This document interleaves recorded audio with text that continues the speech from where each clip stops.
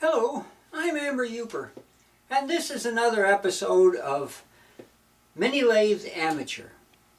And for this video, I want to show you my new purchase that I got for the mini lathe here. I've been waiting for this thing to be in stock, well, pretty much all year.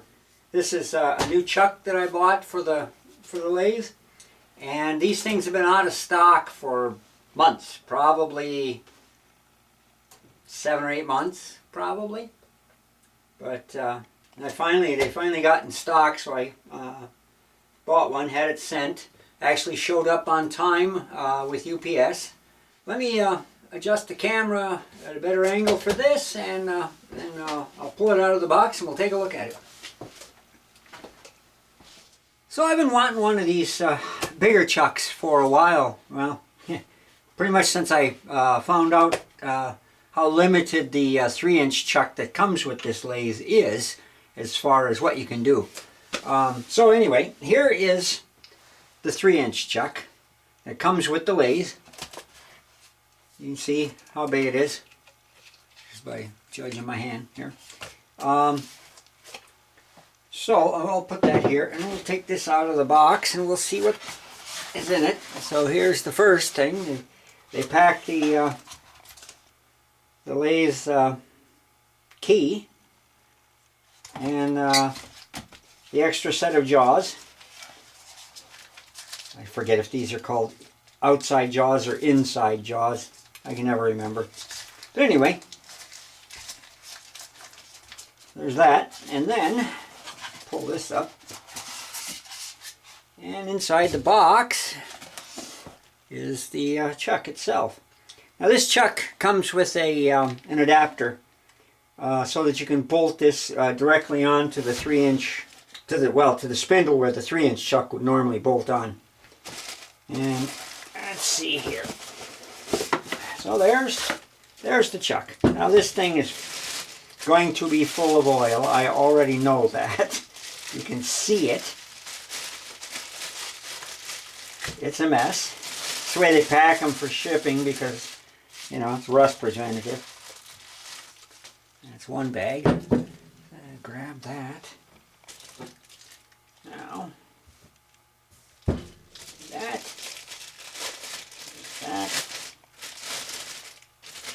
Oh yeah, it's oily. Okay.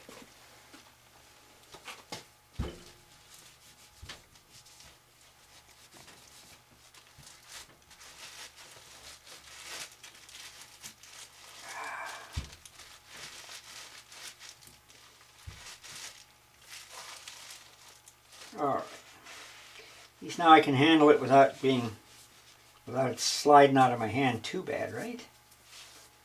So, there's the 4-inch chuck, there's the 3-inch chuck. You can see the difference in the size. Now let me tilt the camera a little bit more. There we go. So, the main difference with these chucks is how big how big of a piece they can hold, obviously, but also how big the center hole through the middle of the chuck is. Because now, this one is smaller than 3/4 of an inch. Couldn't tell you exactly. I know there's a measurement for it, but you can't put a piece of 3/4 inch round stock through the hole in the in this 3-inch chuck. Just won't fit. This one is supposed to be 0.87 through the middle, the hole. And so this is a piece of 3/4 inch rod. And you can see you're not getting it through there. But it does go through here. And with a little bit of room to spare. Now, I got to open those jaws.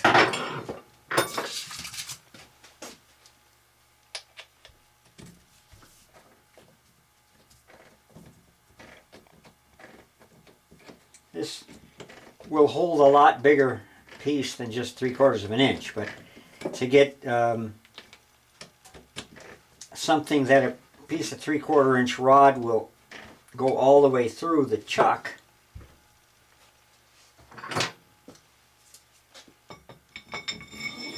There we go.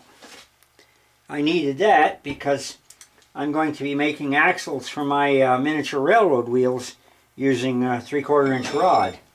And I can't do that with this 3-inch chuck. So, actually I think I can make those axles out of 1/2-inch rod. But I've got some other wheels coming that I'm going to need probably to make it with 3/4 inch, or the axles with 3/4 inch rod. Anyway, so this, as you can see, there's another difference here.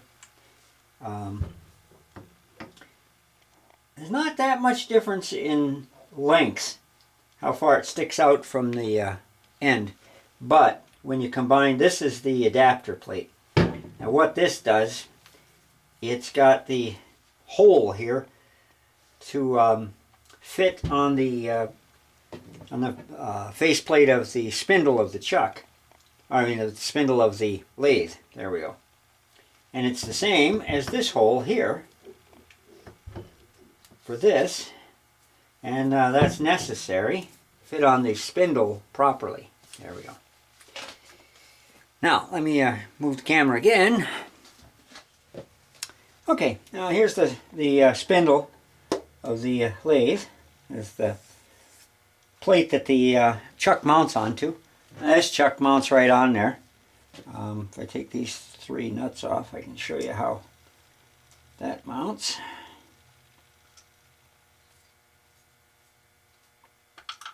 Now, there's 3 holes here. Well, this has enough holes in it for either a 3-jaw chuck or a 4-jaw chuck. 4-jaw chuck has 4 of these mounting screws. But anyway, this cut here corresponds to this raised spot, the raised boss, whatever you want to call it. So these go on like this, and it's a nice tight fit. It doesn't slop up and down sideways, and you can tell it just doesn't have much slop there at all. Even with the screw holes are enough bigger that if there was slop, you could get it. So you take this one and you put it on there, and there's no screws on this one right now. You can see this is nice and tight. So there's not much adjustment necessary for this one. I'll have to check it for run out once I get it bolted on, but it's a nice tight fit. You can see the adapter is mounted to the lathe using these 3 screws, and then you've got those 3 studs basically. Pull one out of here. Just a stud goes in this adapter plate for the chuck, and then that will go on like that. You put the nuts on the back, check it for run out to make sure that it's running true, so you don't get mistakes when you're cutting stuff. But there it is. I might as well leave that in because I'm going to take the studs off of the 3-inch chuck and put them on the 4-inch chuck. So I'll move the camera again. So anyway, that's the 4-inch chuck.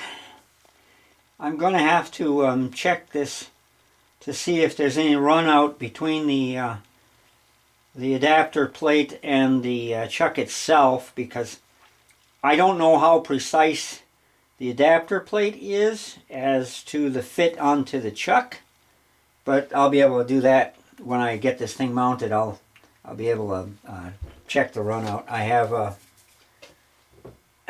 dial indicator that I'll be using for that. And it's magnetic base, all that happy stuff. So I'll be able to check for run out without any problems. So that's it for this. So that's my 4-inch chuck. So I'll probably next video I'll have the chuck mounted, and I'll talk about that. Thanks for watching.